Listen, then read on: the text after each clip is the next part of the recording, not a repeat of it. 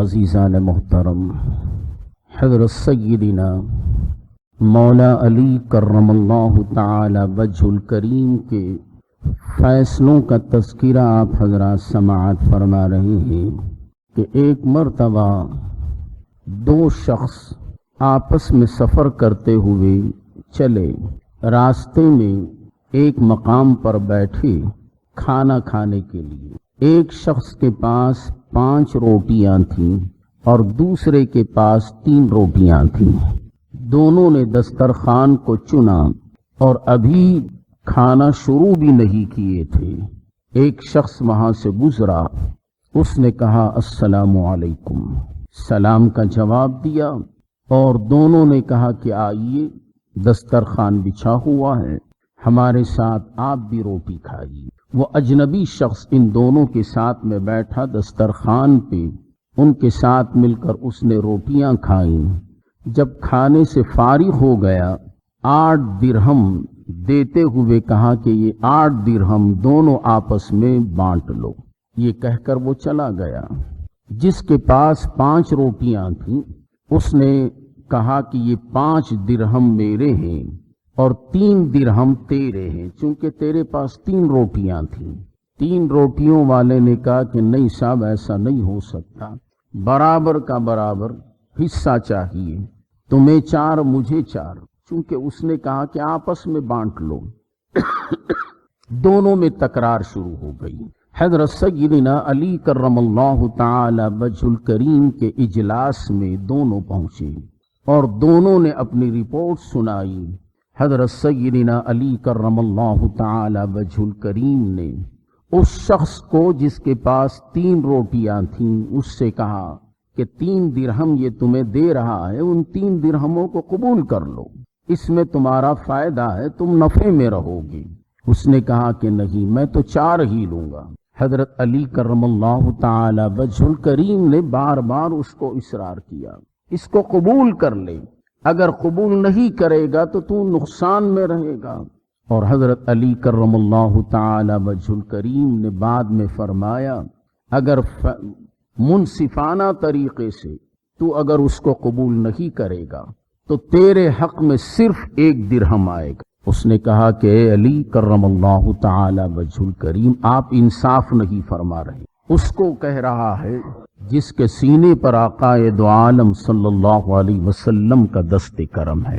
حضرت علی کرم اللہ تعالی وجہ الکریم نے فرمایا کہ 1 درہم تیرے حصے میں آئے گا، اس 3 کو قبول کر لے۔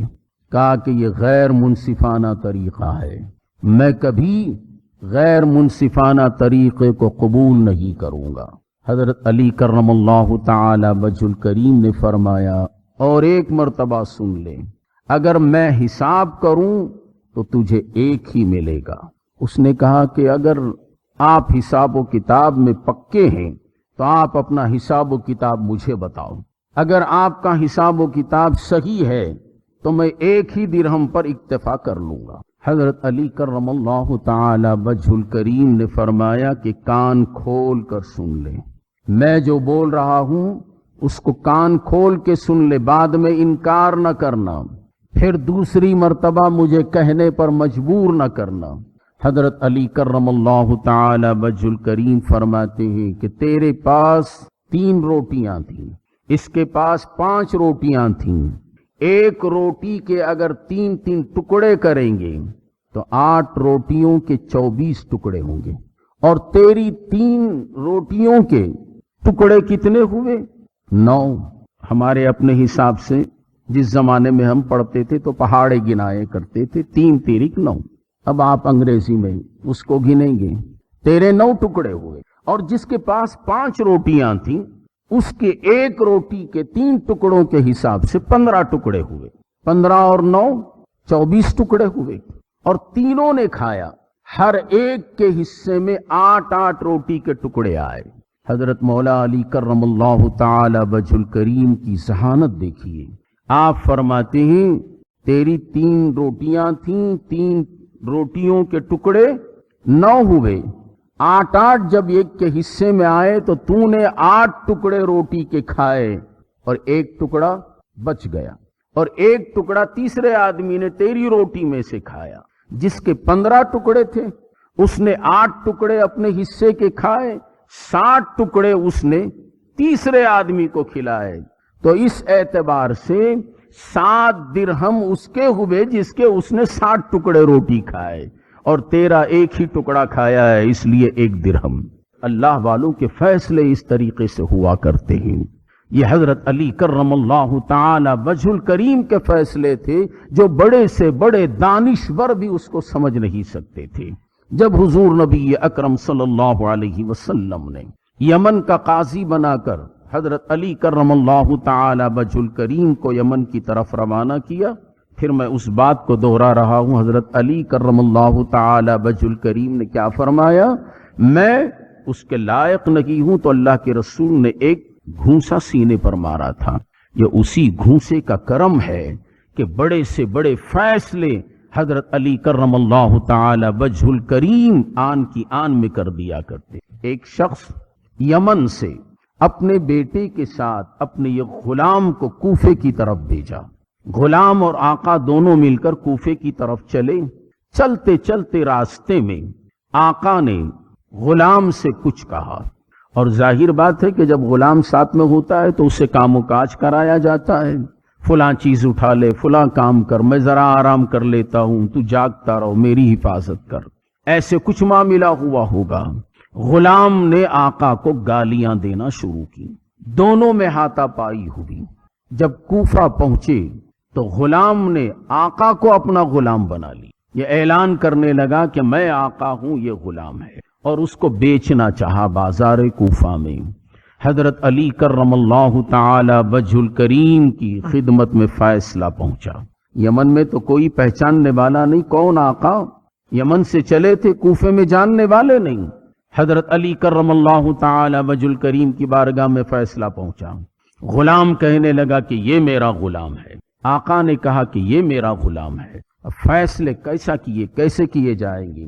جب یہ بات ہوئی تو حضرت علی کرم اللہ تعالی وجہ الکریم نے اپنے غلام قنبر کو بلایا اور فرمایا کہ دیکھو، یہ ہمارے گھر کی جو بڑی دیوار ہے اس میں 2 سوراخ بنا دو.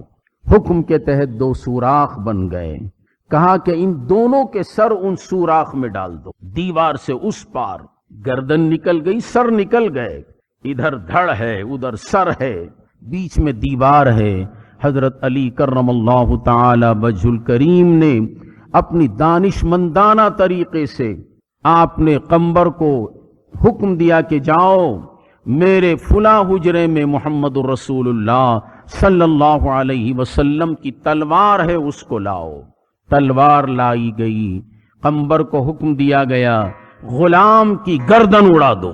جیسے ہی یہ حکم ہوا کہ غلام کی گردن اڑا دو، غلام نے مارے ڈر کے اپنی گردن کو سوراخ میں سے نکال لی. اور جو آقا تھا وہ بغیر گھبرائے سوراخ میں سر ڈالے ہوئے تھا. ڈر تو غلام کو ہوگا نا، حکم تو ہو رہا ہے غلام کا سر قلم کرو. جیسے ہی اس کا سر باہر کو نکل گیا، حضرت علی کرم اللہ تعالی وجہ الکریم نے فرمایا حقیقت میں غلام تو ہے، آقا یہ ہے. آقا کو کوفے سے یمن بھیج دیا گیا اور غلام کو سزا دی گئی. معلوم ہوا کہ اللہ والے بڑے دانشور ہوا کرتے ہیں، اور یہ عقل مندی، یہ صلاحیت، یہ ساری چیزیں اللہ والوں کی صحبت میں رہنے سے حاصل ہوتی ہیں. چونکہ حضرت علی کرم اللہ تعالی وجہ الکریم کا بچپنا، جوانی رحمت عالم صلی اللہ علیہ وسلم کی صحبت و سنگت میں گزری.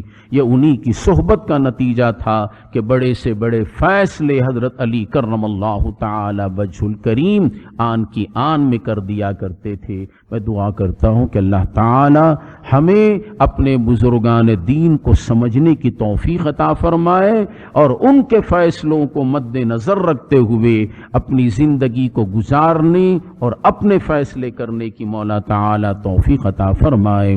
ربنا تقبل منا انك انت السميع العليم وتب علينا انك انت التواب الرحيم برحمتك يا ارحم الراحمين.